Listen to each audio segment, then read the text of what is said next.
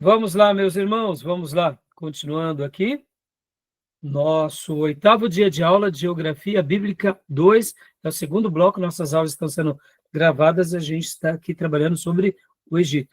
Vou compartilhar aqui os slides com vocês e quero, inclusive, fazer uma menção. Nós estávamos, na última aula, falando sobre os deuses e deusas do Egito, né? Mas eu queria fazer uma citação rápida aqui sobre esse slide. Leia para nós, irmã Elisângela, por gentileza, né? Hatshepsut. É um nome difícil de falar, né? Tenha bondade. Pode ter sido uma rainha, mas governou como um rei. Faraó da famosa 18ª dinastia. Foi a mulher mais importante a governar o Egito e era mais poderosa que Cleópatra ou Nefertiti. Mas quando seu governo terminou, seu nome desapareceu na obscuridade. Sua história é uma das mais estranhas da antiguidade. Hatshepsut roubou o trono do seu jovem enteado, vestida como um homem. Usou até uma barba falsa. E não se dominou como rainha, mas como faraó. Seu poder e influência se estenderam muito além do Egito, até ela desaparecer. Não é que Hatshepsut tenha morrido misteriosamente. Alguém sistematicamente eliminou qualquer sinal de sua existência. Seu nome foi apagado dos registros, seus monumentos foram derrubados, até seu corpo sumiu. Como eu mencionei, né? Possivelmente tudo que foi apagado foi por Tutmés III. Talvez por vingança. Estou citando mais uma vez ela aqui, simplesmente para lembrar a vocês que possivelmente foi ela, né, a rainha que cuidou de Moisés. É uma das teorias, tá, meus irmãos? E aqui, mais uma vez, né, essa obra fantástica, que fica ali pertinho de Tebas, ali próximo ao Vale dos Reis e das Rainhas, que seria um lugar onde eles sepultavam os mortos, os faraós, né, no Vale das Tumbas Reais, e aqui é uma das obras mais preservadas até hoje. Aqui, mais uma vez, é a foto dela. Então, sim, só para mostrar para vocês essa informação, porque talvez ela tenha sido, sim, a princesa que cuidou de Moisés. Talvez, tá, irmãos? Uma dúvida que a gente não sabe, né? Tá bom? E agora vamos lá, a gente já leu algumas partes aqui do slide dos deuses e deusas, né? Aqui, deuses e deusas. Já lemos algo sobre Amon, sobre Ra. Mas vamos ler rapidinho de novo, né? Deuses e deusas. Leia para nós, irmã Elisângela. Deuses e deusas. Os egípcios antigos adoravam literalmente centenas de divindades, cada uma governando aspectos diferentes de sua vida espiritual. Não havia um deus chefe, e vários cultos dominavam através dos tempos. Apesar de que os deuses criadores, Amon e Ra, chegaram perto da supremacia. Ótimo. Então, Amon, por favor. Amon literalmente significa o invisível, e há algumas histórias sobre ele, apesar dele ter sido considerado o criador de todas as coisas. Independente da falta de um passado mitológico, ele obteve grande importância. Durante o Reino do Meio, um centro de culto a Amon cresceu em Tebas, moderna Luxor, onde era associado com o deus do sol, Ra, e adorado como Amun-Ra. Mais tarde, ele foi o favorito da família real. E na 18ª dinastia, ele superou todos os deuses. Durante esta época, um templo magnífico foi construído para ele em Karnak, que ainda está de pé nos dias de hoje. Joia. Nós já tínhamos lido esse slide na última aula, mas eu quis ler de novo, irmãos, porque assim, ao longo das dinastias, havia essa migração. Primeiro era Amon, depois era Ra, e aí depois ele se torna Amon-Ra. Vou dar talvez para nós que estamos distante de toda essa história e não temos ligação nenhuma, para nós fica um pouco confuso, né?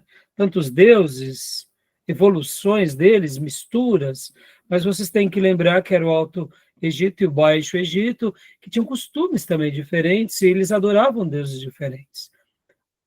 Vamos lá. Uma figura de linguagem bem próxima a nós é o catolicismo romano, que para nós, por exemplo, como protestantes, nós temos os apóstolos como pessoas brilhantes, João Batista, os profetas. Nós não temos aqui um culto a Pedro, Paulo, mas entre os católicos há esse lado mais místico e há até mesmo uma idolatria. Para a gente entender bem essa questão de Amon-Ra na nossa cultura brasileira e do Ocidente, é muito fácil fazermos a ponte aqui com Maria. Pode ver que dentro do catolicismo, Maria foi a primeira pessoa a ser adorada. E depois de Maria, os demais santos começaram a nascer, principalmente ali os apóstolos, depois as principais autoridades da igreja do cristianismo, logo depois ali na patrística, e percebam que aí vai ter na sacramentalização, né? E podem ver que Maria, hoje no Brasil, ela é representada por quem? Quem representa Maria no Brasil? Pode desbloquear? Pode falar, Ilane. Aparecida? Sim. Na teologia católica, Aparecida é a santa, né? Padroeira do Brasil, para os católicos, é claro, não para nós. Mas quem é ela? É uma manifestação de Maria para os brasileiros. Ah, então quer dizer que ela, por isso que ela é a padroeira, sim. Por que os católicos brasileiros não adoram a Maria propriamente dito? Porque cada cultura tem o seu ídolo, tem o seu Deus, e tem a sua manifestação. Então, no caso, por exemplo, quem é Aparecida? Nada mais, nada menos do que uma manifestação de Maria aos brasileiros por meio de Aparecida. Pastor, mas isso acontece só no Brasil? Não. Por exemplo, no México, Guadalupe. Quem é Guadalupe para os mexicanos? Seria também a manifestação de Maria por meio de Guadalupe. Em Portugal, Fátima. Fátima é a manifestação de Maria. Então, percebam como o catolicismo também, de uma forma, eu diria, mais cristã, né, tenta unir os ícones e prestigiar os santos. Para nós, tudo isso não tem sentido algum. Até porque, como eu já ensinei para vocês, né, o catolicismo, eles têm, segundo eles têm como base as escrituras, depois a outra base a tradição. E a terceira base, que seria, né, ali a magistratura. Então, o catolicismo está ligado em cima dessas três pilastras, sendo que a tradição e a magistratura, na minha opinião, estão muito acima para o católico do que a própria escritura. Para nós, é simplesmente as escrituras, né? Entendeu? Então, percebam, irmãos, assim como há uma evolução, né, nos deuses, né, egípcios, a gente vê isso muito, como eu mencionei, fazendo essa ponte para a gente compreender, né? Talvez para nós brasileiros, e principalmente protestantes, Fátima é mais um santo, Guadalupe é mais um santo, Aparecida é mais uma santa. Mas quem ela é de fato? Ela é uma manifestação de Maria naquela nação, entendeu? Para nós, a gente sabe que isso não passa de um engano, né? Tá bom? Mas nós respeitamos a fé católica, mas não cremos como eles. E é por isso que nós não somos, né, do mesmo bojo, do mesmo das mesmas doutrinas, né? Algumas coisas pensamos como os católicos, mas em outras não. Em outras negamos e até protestamos. Por isso que somos chamados de protestantes, né?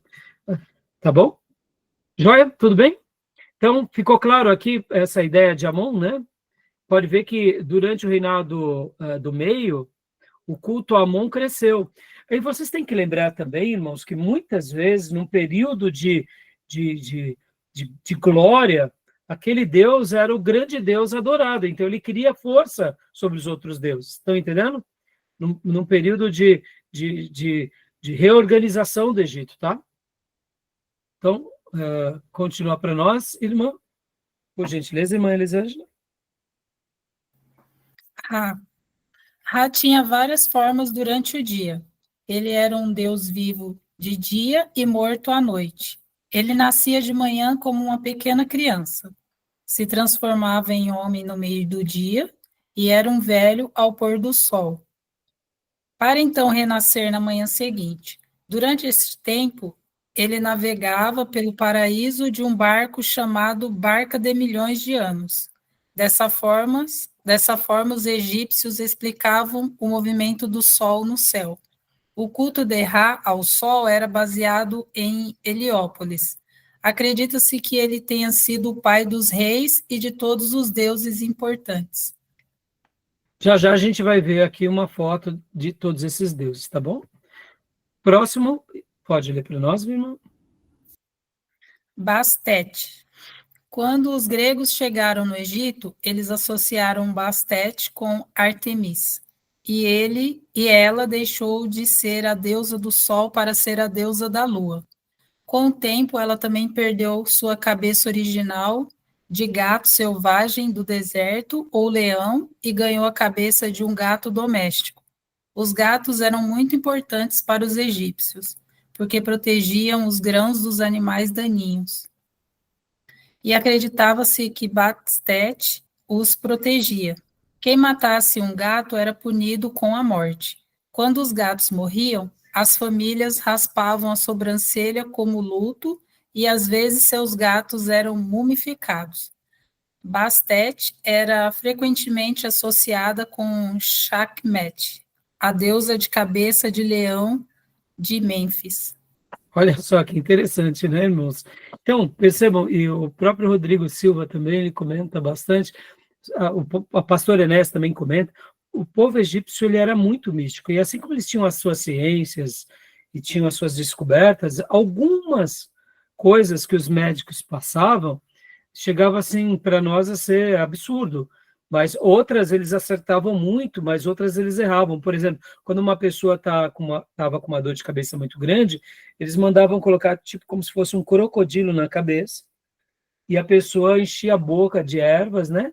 Ou seja, fazia parte da prescrição, porque para os egípcios, o mundo, o dia, a noite e o espiritual era tudo a mesma coisa. Então, percebam como que tudo para eles era parte de um todo, né? Aqui, por exemplo, a importância dos gatos, né?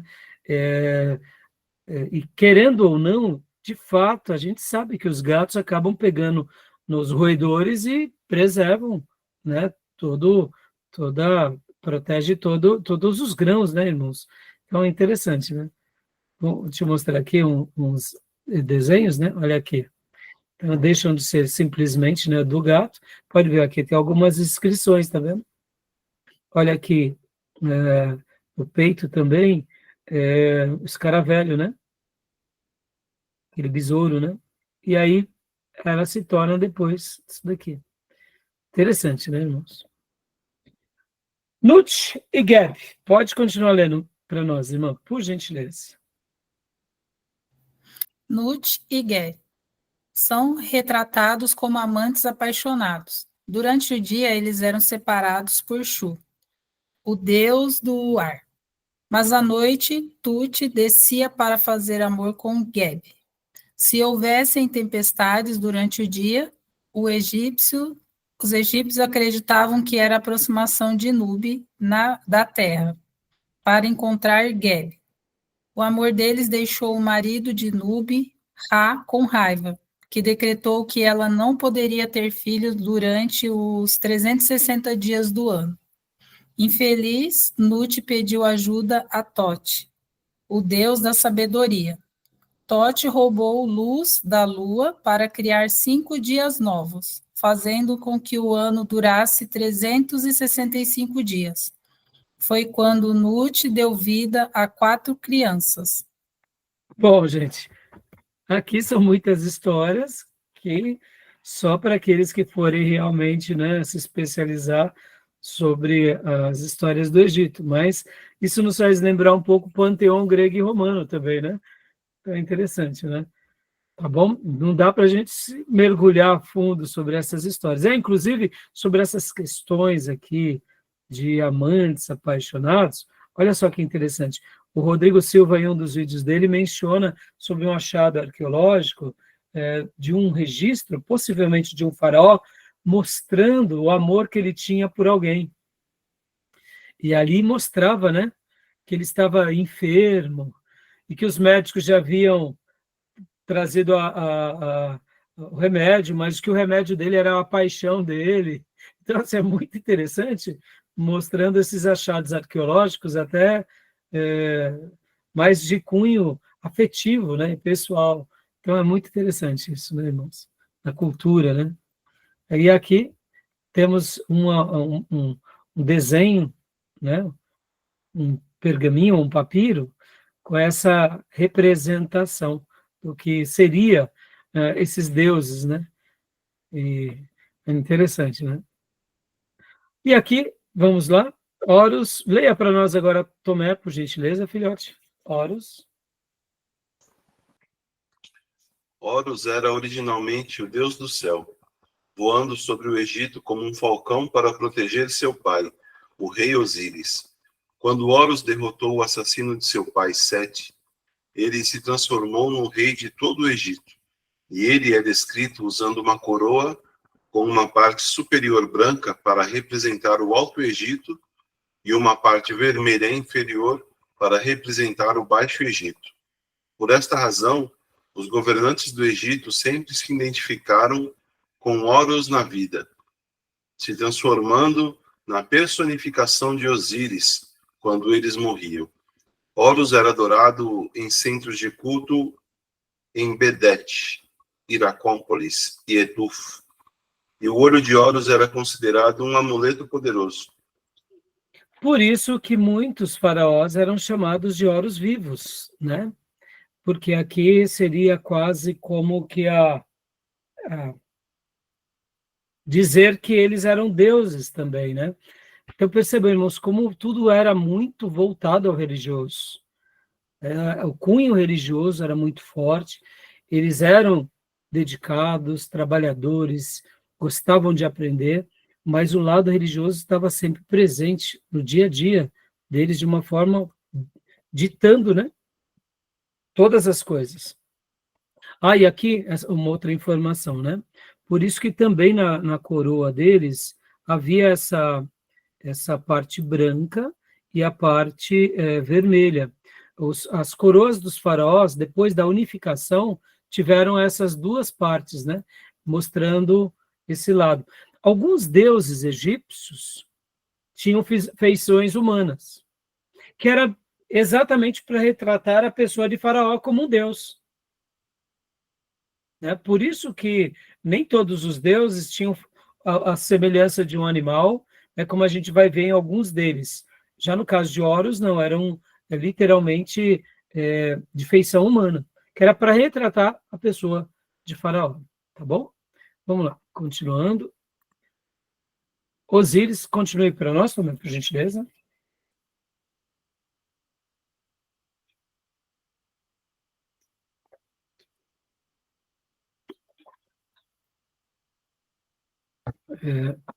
Acho que não está desmutado, não, também.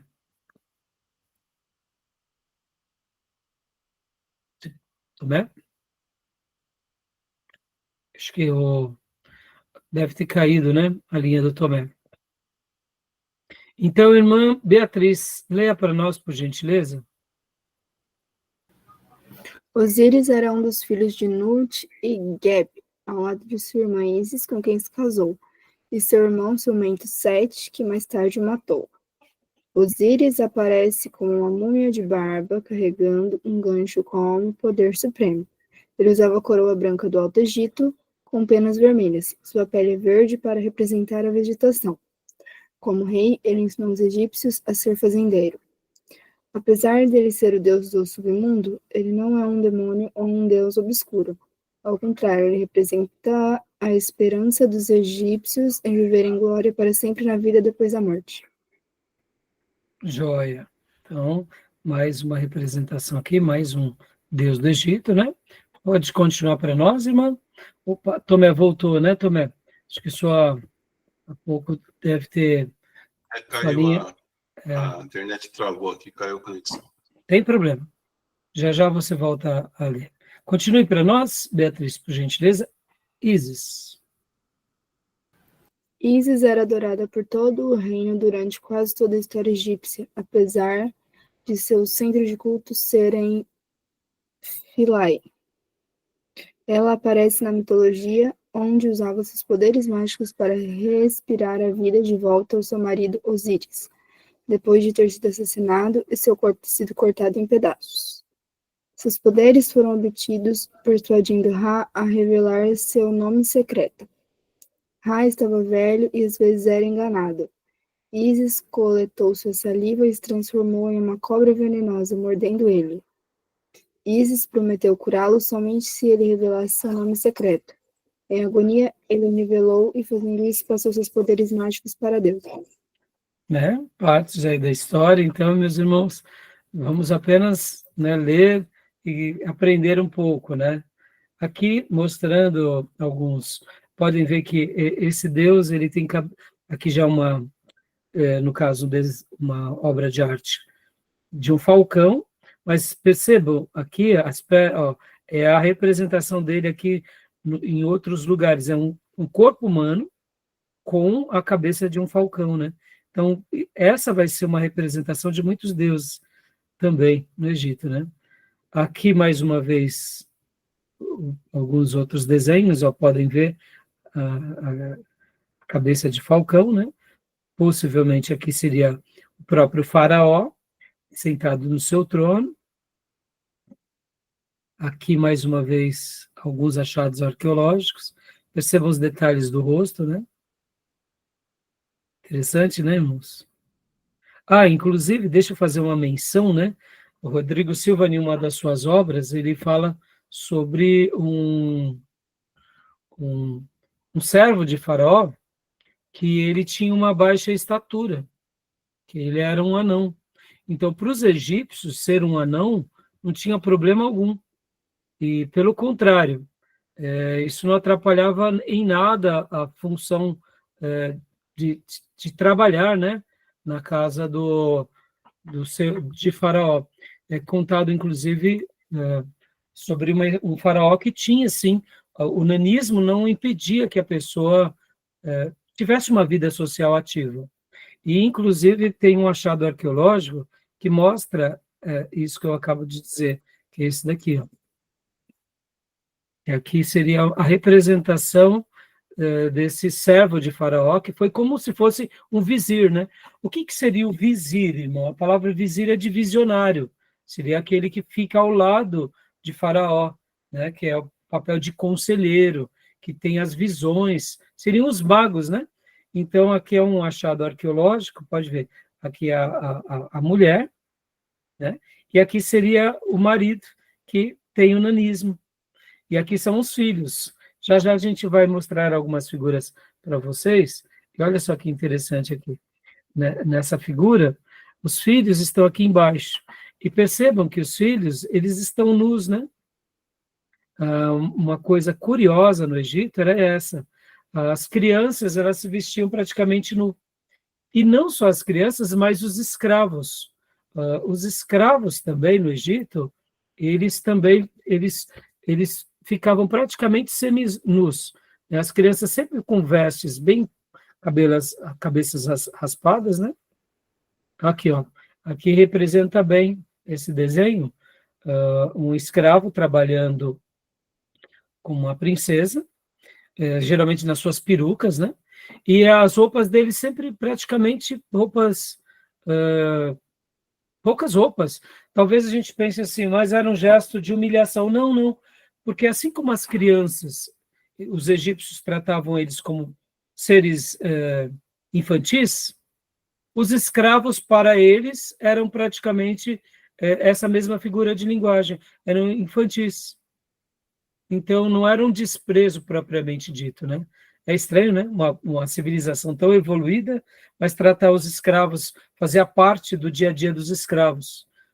Uma vestimenta mais precária, né? Mais rústica, até essa questão da nudez, né? Podem ver que nos desenhos, ó, muitos escravos, eles estão ali praticamente nus, né? A gente nota aqui também, mais uma vez, uma criança debaixo do seu pai, também segurando na perna dele, praticamente nu, dando essa ideia de pureza, de inocência, né, que uma criança tem. Então, esses daqui são alguns achados arqueológicos interessantes, né. Aqui é de Akhenaton, né, e de Nefertiti, e aqui as crianças podem ver que elas estão também nuas. E no caso dele é até um pouco mais emblemático, porque é o único registro de um imperador que tem mais proximidade com a esposa e o filho de forma afetiva, porque os imperadores, eles, como tinham uma figura de deuses, então eles sempre se colocam de uma posição segurando na cabeça dos seus oponentes, vencendo, com poder, e Akhenaton não mostra esse lado mais humano, né? Interessante, né? Só para enriquecer um pouco aqui a nossa aula, né? Tá bom? Vamos lá. Então, voltando aqui para o slide. Tanta informação, né, irmãos? Tanta informação, tanta coisa que a gente, né, em um módulo realmente não dá para a gente trabalhar, né? Sobretudo. Deixa eu pôr aqui, só um segundinho.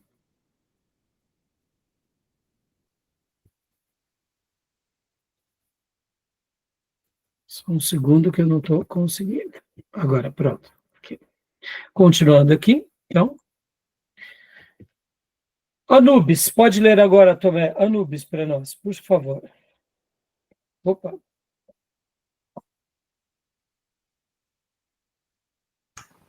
Anubis era um deus antigo, guiando os mortos a caminho do submundo, muito antes de Osíris ter se transformado em um deus importante. Entretanto, ao ajudar Ísis a mumificar Osíris depois da sua morte, ele também se tornou o santo benfeitor dos embalsamadores. Anubis era associado com Maat, a deusa da justiça. Os egípcios acreditavam que quando você morresse, você viajaria pelo corredor dos mortos. Lá, Anubis pesaria o seu coração contra a pluma de Maat, estabilizando a balança primeiro para garantir a exatidão. Se o seu coração pesasse mais do que a pluma, ele seria comido pelo demônio. Dando uma ideia aqui de julgamento, né, irmãos? Aqui a figura de Anubis, né? Cabeça de chacal.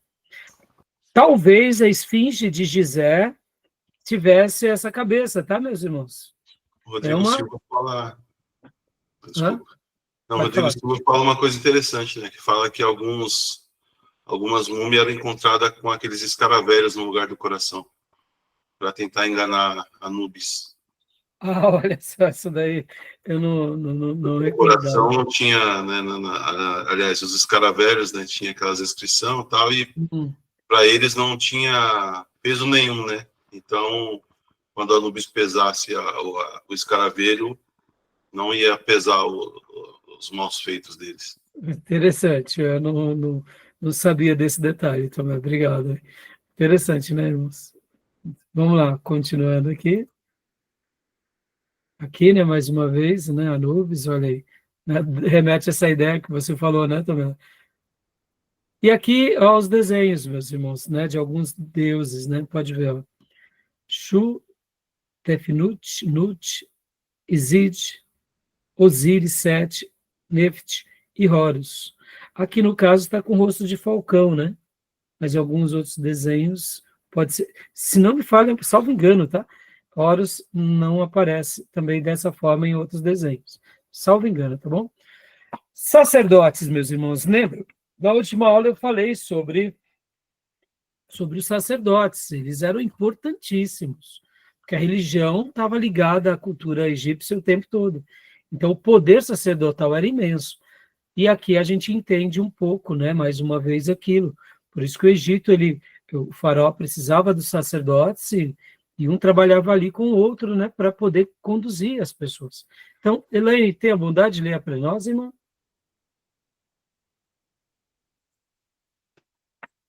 Sacerdócio. Poucas civilizações foram impregnadas em religião como o Egito Antigo, e por isso não é nenhuma surpresa que o sacerdócio era quase tão poderso e reverenciado quanto os próprios reis. Os sacerdotes não eram nada menos do que mensageiros dos deuses na terra. E aqui eles orientavam o faraó, orientavam o povo, e a gente entende, então, aquele zelo de faraó quando José interpreta o sonho. Ora, se alguém conseguiu interpretar o meu sonho, eu quero do meu lado. Né? Então, assim, o papel sacerdotal era muito importante. Irmãos, a religião sempre foi muito importante. Né? Deixa eu até falar uma coisa curiosa aqui para vocês. Nos meus dias de seminário, eu tinha um professor que era o Dr. Paulo, e ele falava que o comunismo ele não tem lugar no mundo. O socialismo, o ateísmo. Aí talvez você diga assim, mas pastor, por quê? E o Dr. Paulo, durante muitos anos, ele dizia isso. Ele falava, irmãos, é tão simples. A profecia do Apocalipse diz que nos finais do tempo o mundo seria religioso. As pessoas seriam religiosas. Ou seja, mesmo que o humanismo, ser cético, tenha o seu espaço na vida dos homens, ainda é mínimo. As pessoas sempre se inclinarão para o lado religioso. E a profecia futura mostra que nos finais dos tempos o próprio anticristo conseguiria influenciar o mundo, porque ele será um grande líder religioso e um grande líder político. Logo, não tem como ter finais dos tempos sem religião. Assim, a gente pode dizer que o comunismo e o socialismo têm data de validade, não tem como perdurar simplesmente pelo texto bíblico. Interessante, né? Então, o papel sacerdotal em todas as gerações sempre foi imenso, né? Tá bom? Então, leia para nós, Helene, mais uma vez, por gentileza. O papel dos sacerdotes.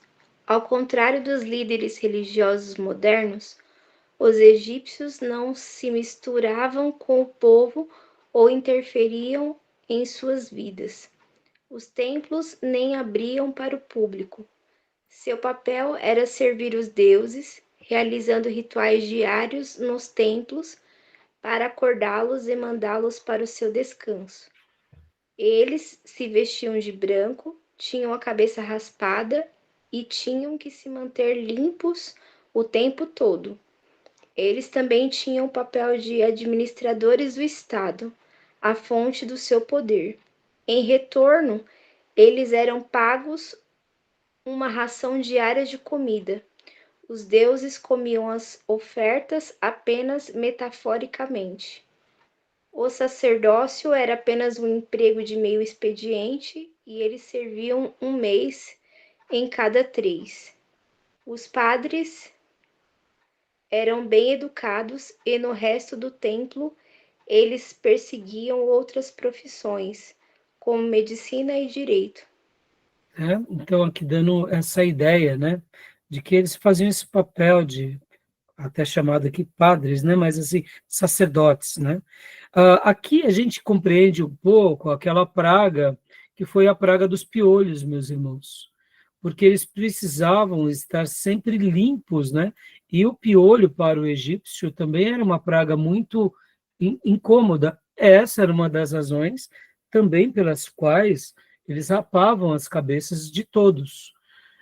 É óbvio que alguns faraós e algumas múmias foram encontradas, inclusive com cabelos cacheados, tranças no cabelo, porque ali já era uma questão mais da corte, da realeza, né?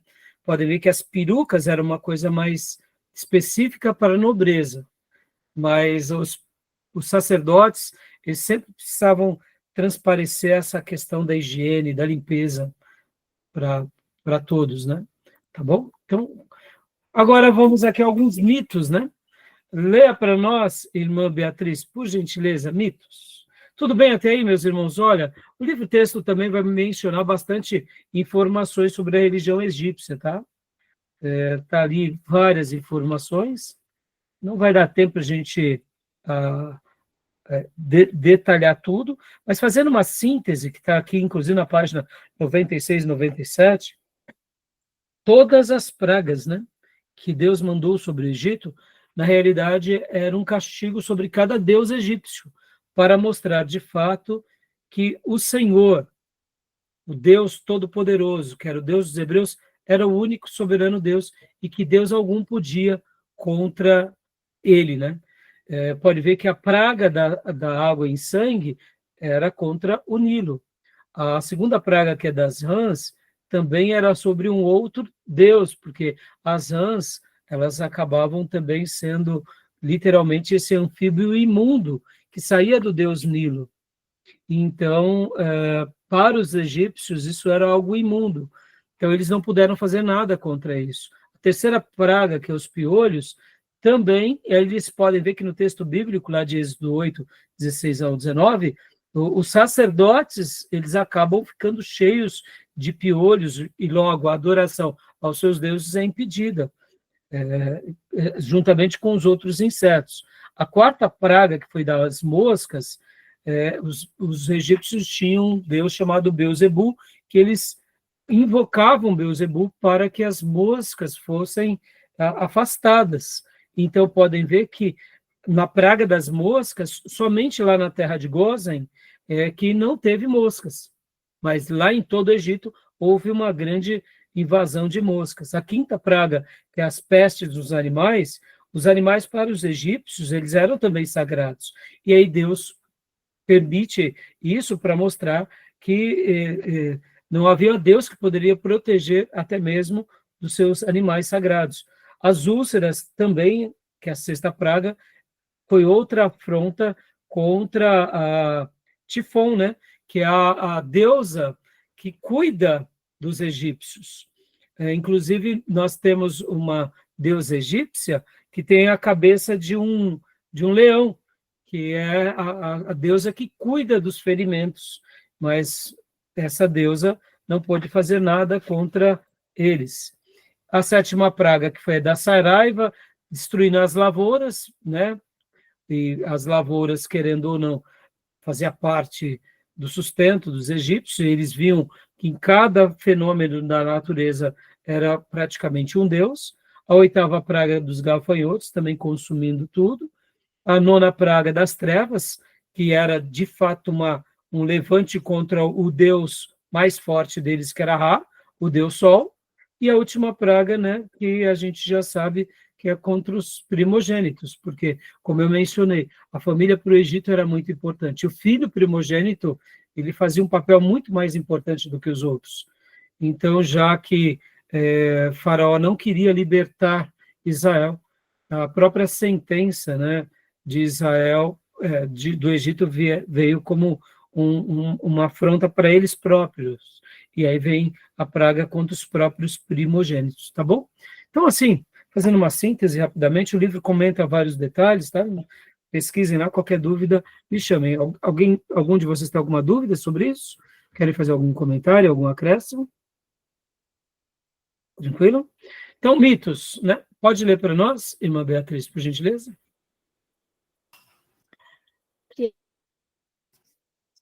Atom estava completamente sozinho, portanto ele se acasalou com a sua própria sombra, dando vida a um filho, Shu, e vomitando uma filha, Tefnut. Shu representava o ar e Tefnut a chuva. Atom separou-se de seus filhos, mas finalmente se juntou a eles novamente, chorando de alegria. Suas lágrimas caíram no chão e se tornaram homens, e assim começou a criação do mundo. Shu e Tefnut tiveram 2 filhos, Geb, o deus da terra, e Nut, deusa do céu. Eles, em troca, tiveram 4 filhos, Isis, Sete, Néfites e Osíris, o primeiro rei. Opa, olha aí. Então aqui explica, né, parte daquilo que a gente viu, até mesmo com relação à maneira que eles acreditam nas coisas, tá bom? Vamos lá, continuando. O papel do sacerdote a gente já viu, né? Opa, isso. Pode continuar lendo para nós, irmã? A morte de Osíris. A morte de Osíris. O irmão de Osíris, Sete, invejava seu poder e popularidade, e o matou, atraindo Osíris para um caixão, e foi selado com chumbo. Sete deixou o caixão à deriva no Nilo. Ele foi levado até um Líbano, e uma árvore imponente cresceu em volta dele, cujo um rei derrubou e colocou em seu palácio. A esposa de Osíris, Ísis, não descansou até que enterrasse seu marido apropriadamente. Ela conseguiu localizar o caixão e voltou para o Egito. Sete estava com muita raiva. Ele cortou o corpo e espalhou os pedaços por todo o Egito. Mas Ísis encontrou os pedaços, fez cópias de cera de todos eles para que fossem adorados em um templo, utilizando a ajuda de Anubis para preservar o corpo de Osíris com faixas de linho, trazendo assim Osíris de volta para a vida. Ele ascendeu e governou como Deus do submundo. Então, meus irmãos, aqui é só informações, né, para a gente entender um pouco o pano de fundo religioso deles, tá? Não vamos gastar tempo com isso, até porque seria um debate muito extenso, né? Mais algumas demonstrações aqui dos deuses do Egito, né? Mitos do dilúvio, né? Eles também têm o mito do dilúvio, assim como a gente viu aqui praticamente o mito da criação, tem o mito do dilúvio, né? Leia para nós, irmã, por gentileza, irmã Beatriz. Sekhmet deleitou-se em massacrar, e ela destruiu tanto o Alto quanto o Baixo Egito, até que o Nilo corresse vermelho com o sangue dos homens. Ra começou a sentir pena dos homens, mas até mesmo ele não conseguia parar a vingadora Sekhmet. Ele então enviou mensageiros para a ilha de Elefantine para trazer ocre vermelho, que deveria ser misturado com cerveja e derramado nos campos onde Sekhmet planejava seu próximo massacre. Quando Sekhmet viu a cerveja, ela pensou que já havia massacrado o povo. Ela gargalhou de alegria e bebeu o sangue, até ficar completamente intoxicada a ponto de não poder matar mais. Ra mudou seu nome para Ator, e a partir daí ela só podia abater homens com o poder do amor. Olha só, umas histórias, né, que fogem muito de qualquer relação nossa, mas são as histórias dos mitos dos egípcios, tá bom, meus irmãos? E aqui, né, ó, lembra que eu falei da deusa, né, com cara de leão? Ela que cuidava para curar de toda enfermidade.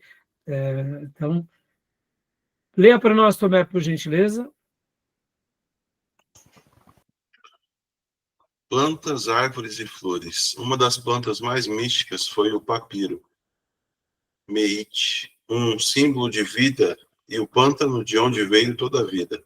Acreditava-se que pilares de papiro sustentavam o céu. Ele também era símbolo do Baixo Egito, com uma importância parecida está o loto, Sechem, uma flor que fecha a noite e afunda debaixo d'água.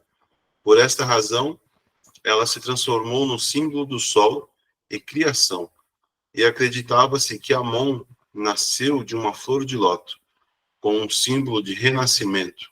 Era associado a Osíris e ao culto do funeral. Era também o símbolo do Alto Egito. As árvores mais respeitadas eram o sicômoro, que se estendia nos portões do paraíso, e o salgueiro, a árvore que cresceu ao redor do caixão de Osíris. Joia.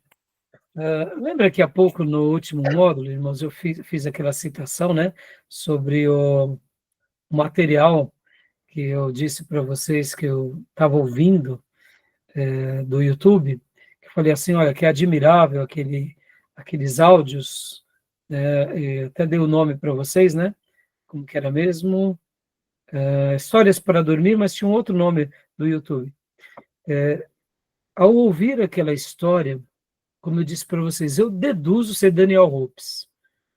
A maneira em que o autor registrava, o rapaz lia, né, o seu texto, narrando ali o Egito, eu fiquei impressionado, porque assim, as gerações dos egípcios são muitas dinastias, né, irmãos? É um povo muito longevo. Né? Quando a gente pensa um pouquinho que eles passam a ter uma força mundial somente com o Império Romano. Somente com o Império Romano, que ali vai, vamos dizer assim, muda um pouco das características, né? Mas quando a gente olha para trás, é praticamente 3.000 anos de história. Então, assim, a gente começa a ver a relação do povo com as coisas que eles conviviam, né? Papiro, aqui, por exemplo, sicômoro, o loto.